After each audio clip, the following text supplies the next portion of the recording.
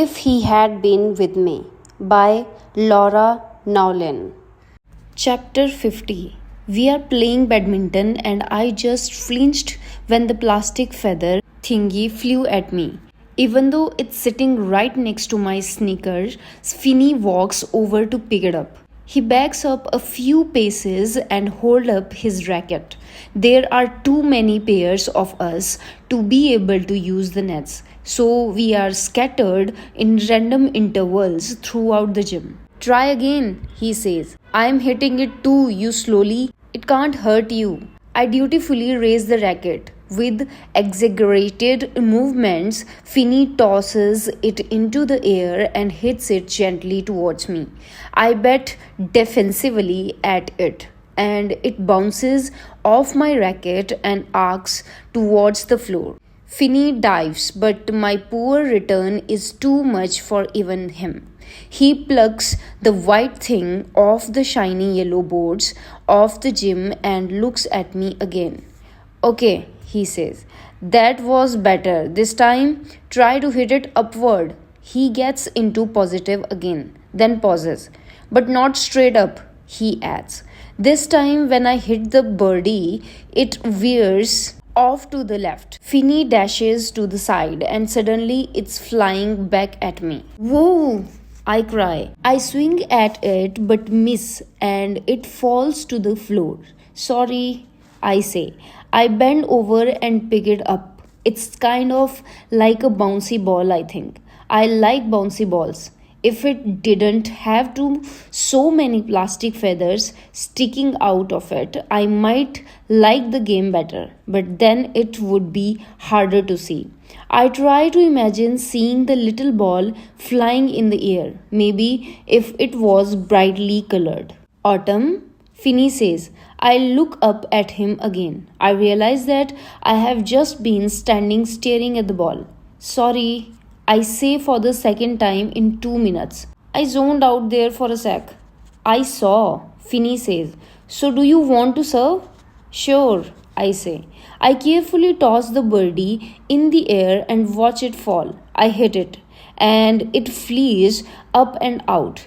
Finney lopes forward and hits it toward me, gracefully, high and slow.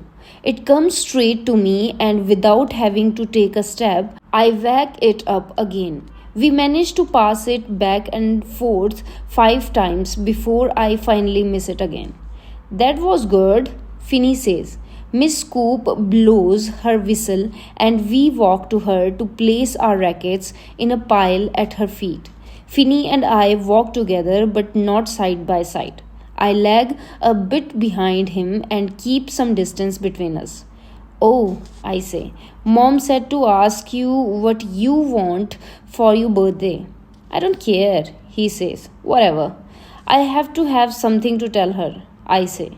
I could use some new sneakers, Finney says. I will tell her to get you an ant farm, I say as we turn around to walk towards the locker room.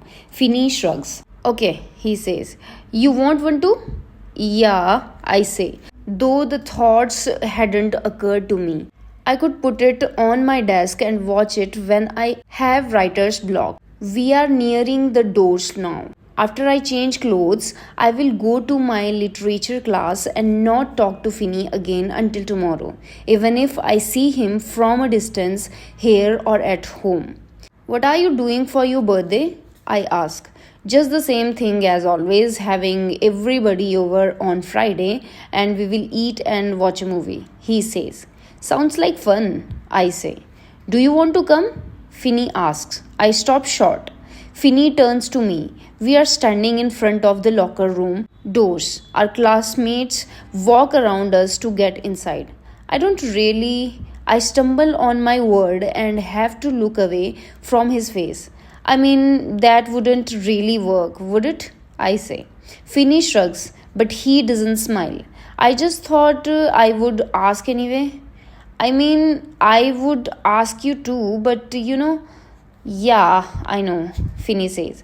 But on our actual birthdays, we will have dinner with the mothers, so I shrug, unsure of how to finish the thought. So it's fine, we're good. He finishes for me. Yeah, I say. We're good.